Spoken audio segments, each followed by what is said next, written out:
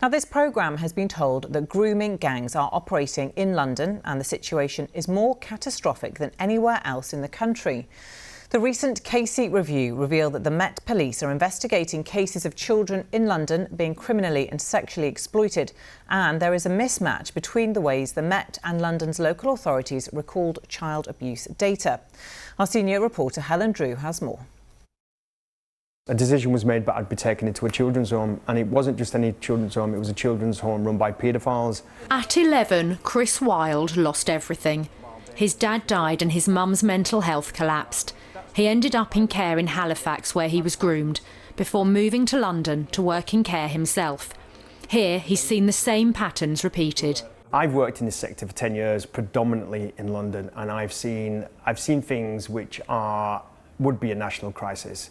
I've seen children being groomed, I've seen children going missing, forced into county lines. If anything, what I've witnessed in London is more catastrophic than it has been in any other places around the country. Grooming gangs is so expansive. Define a grooming gang. You've got drug gangs, you've got people grooming children into exploitation, you've got people being groomed into criminal organisations. In London, we've got all of that. We don't just have grooming gangs who are exploiting children into prostitution or sexual exploitation. We've got everything in London, and that's what a grooming gang does. They take liberties of the most vulnerable young people in society, and we've got a lot of those in London. The recent Casey review used London as an example for what was called a mismatch between the ways different organisations record child abuse data. The Met Police have recorded 2.77 contact child sexual abuse cases per 1,000 children, whereas London's local authorities only have 1.3 child in need assessments for child sexual exploitation and 1.79 for child sexual abuse. The Met Police told us they recognise that the review finds their data must improve.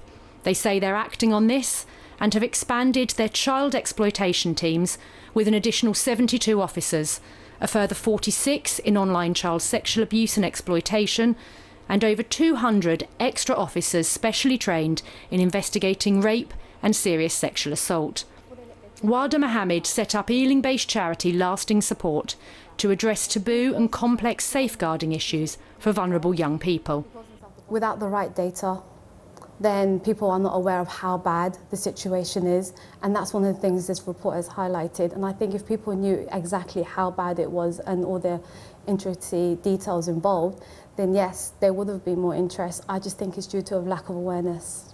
A lot of young girls, they don't disclose this when it's happening to them. And in the cases where it's identified whilst it's happening, it's because there's adults around that are able to identify that something's not right.